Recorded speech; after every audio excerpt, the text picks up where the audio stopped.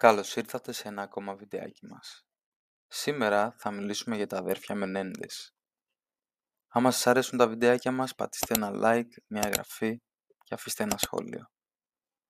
Πάμε να δούμε την υπόθεση.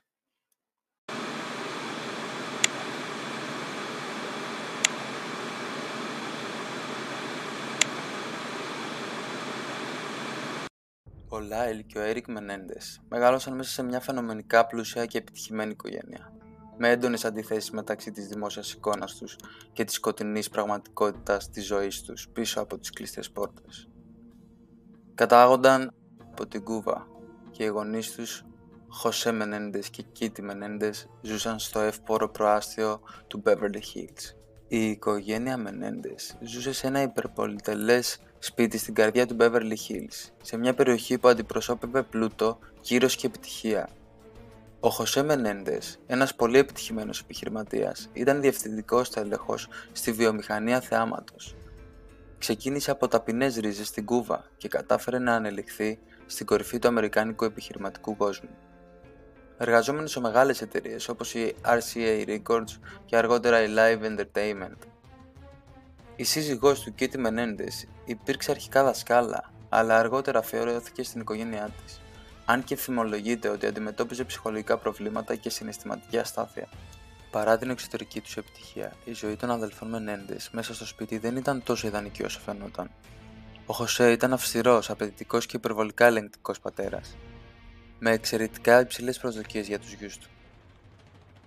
Τα αδέλφια ισχυρίστηκαν αργότερα ότι ο Χωσέ ήταν σωματικά και ψυχικά καταπιεστικός, και ο Έρικ κατέθεσε στη δίκη ότι υπήρξε θύμα σεξουαλικής κακοποίησης από τον πατέρα του από πολύ μικρή ηλικία. Η Κίτι, από την άλλη πλευρά, φέρεται να πάλευε με την ψυχική της υγεία και αποσύρθηκε από την ανατροφή των παιδιών, αφήνοντας το βάρος της διαπαιδαγώγησης σχεδόν εξ ολοκλήρου στο Χωσέ. Συνεχής πίεση και καταπίεση που ένιωθαν τα αδέλφια από τους γονείς τους δημιούργησε μια βαθιά εσωτερική ένταση.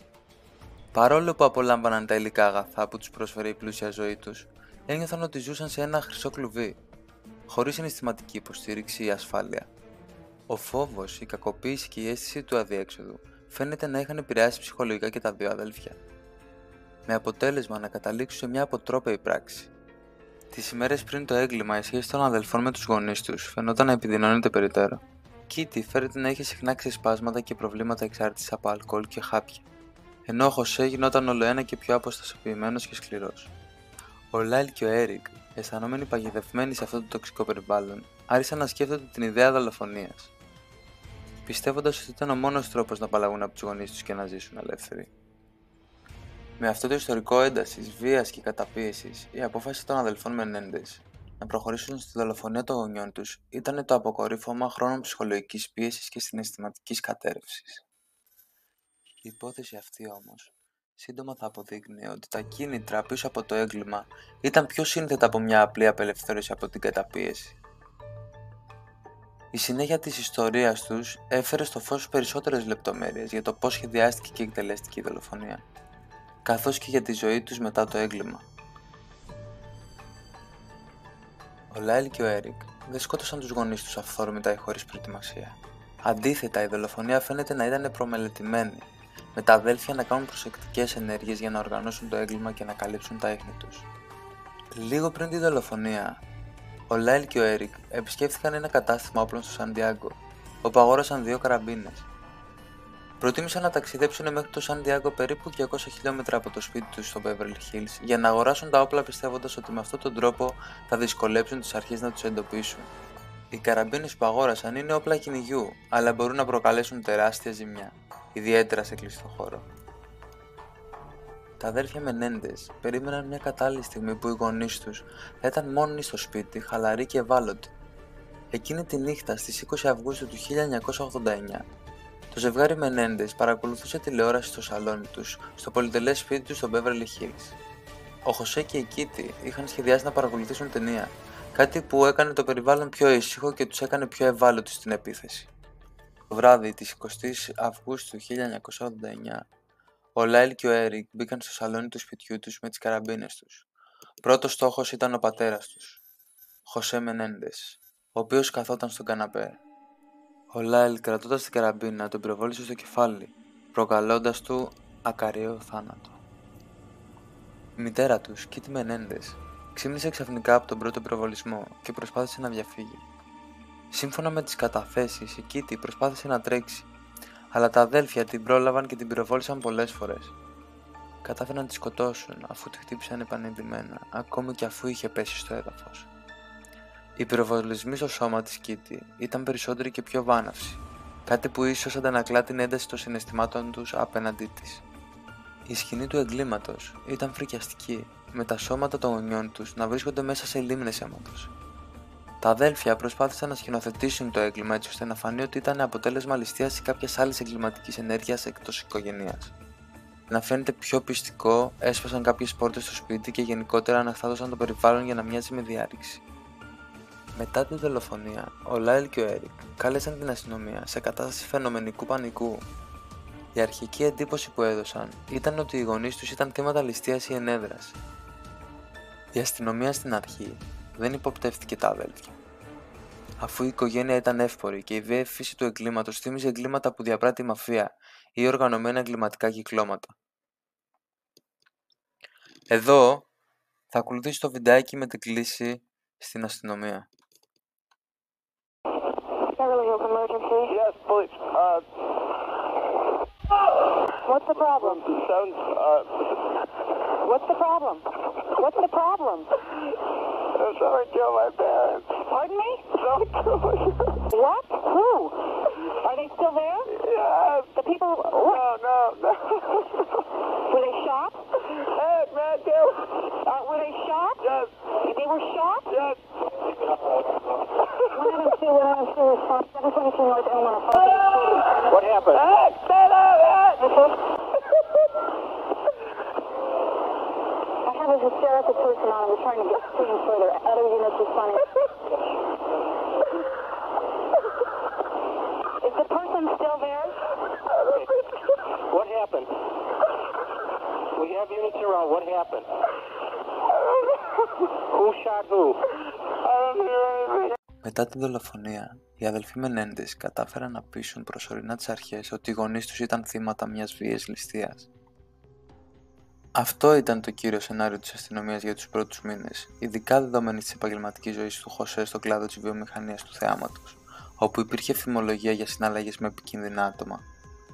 Τα αδέλφια έπαιξαν άριστα τους ρόλους των συντετριμμένων γιών, συμμετέχοντας σε μνημόσυνα ενώ ταυτόχρονα ζούσαν μια πολυτελή ζωή, ξοδεύοντας τη μεγάλη περιουσία που είχαν κληρονομήσει από τους γονείς τους.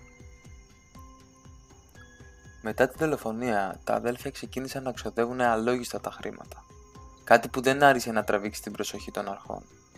Οι σπατάλες τους ήταν τόσο ακραίες που σήμαναν συναγερμό στους συγγενείς και τους φίλους και σταδιακά άρχισαν να τραβούν την προσοχή της αστυνομίας.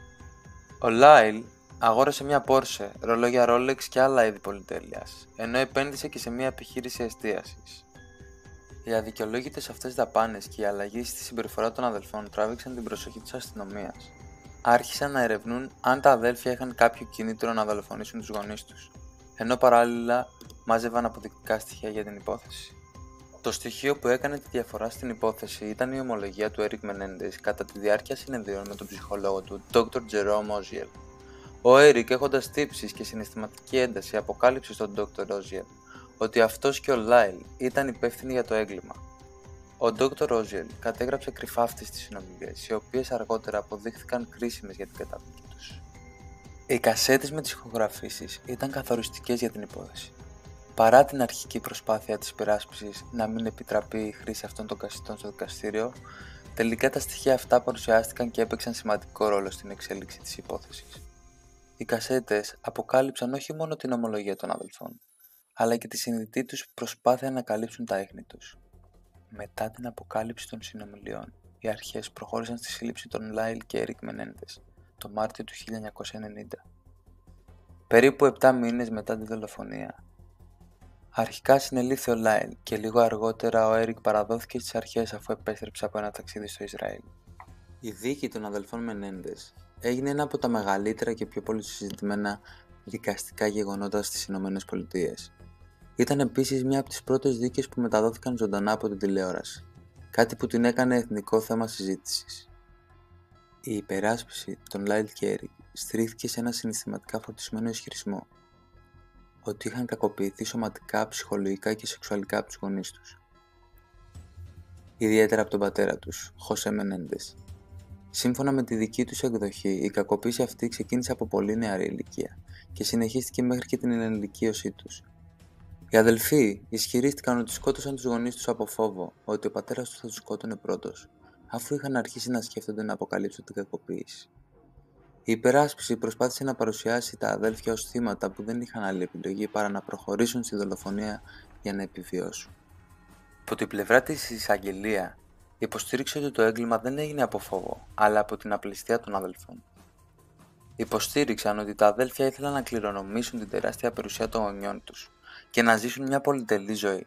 Το γεγονός ότι μετά τη δολοφονία εξόδεψαν μεγάλα ποσά για πολυτελή αγαθά υπογράμμιζε, σύμφωνα με την εισαγγελία, την αληθινή φύση των κινήτρων τους. Η εισαγγελία παρουσίασε επίσης αποδεικτικά στοιχεία για το γεγονός ότι οι αδελφοί είχαν αγοράσει τις καραμπίνες προσεκτικά και είχαν προσπαθήσει να σκηνοθετήσουν το έγκλημα ως διάρρηξη, υποδηλώνοντας ότι το έγκλημα ήταν προμελετημένο και όχι αποτέλεσμα παρορμητικής αυτοάμυνας. Η πρώτη δίκη των αδελφών Μενέντες ξεκίνησε το 1993 και ήταν εξαιρετικά έντονη. Μεταδόθηκε ζωντανά, προσελκύοντας εκατομμύρια τηλεθεατές. Το σώμα των ενόρκων δεν μπόρεσε να φτάσει σε ομόφωνη απόφαση, με αποτέλεσμα η δίκη να λήξει με αδιέξοδο. Υπήρξαν δύο ξεχωριστά σώματα ενόρκων, έναν για τον Λάιλ και έναν για τον Έρικ, και στις δύο περιπτώσεις τα σώματα διχάστηκαν ως προς το αν τα αδέλφια έπρεπε να καταδικαστούν για φόνο ή να δεχτούν την υπεράσπιση της αυτοάμυνας λόγω κακοποίησης. Η δεύτερη δίκη των αδελφών ξεκίνησε το 1995 και αυτή τη φορά η προσέγγιση ήταν διαφορετική.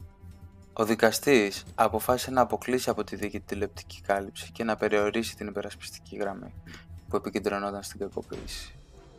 Αυτό οδήγησε σε μια πιο περιορισμένη παρουσίαση των αποδεικτικών στοιχείων. Στη δεύτερη αυτή δίκη, οι αδελφοί Μενέντες κρίθηκαν ένοχοι για φόνο πρώτου βαθμού και καταδικάστηκαν σε ισόβια κάθριξη χωρίς δικαίωμα αποφυλάκησης.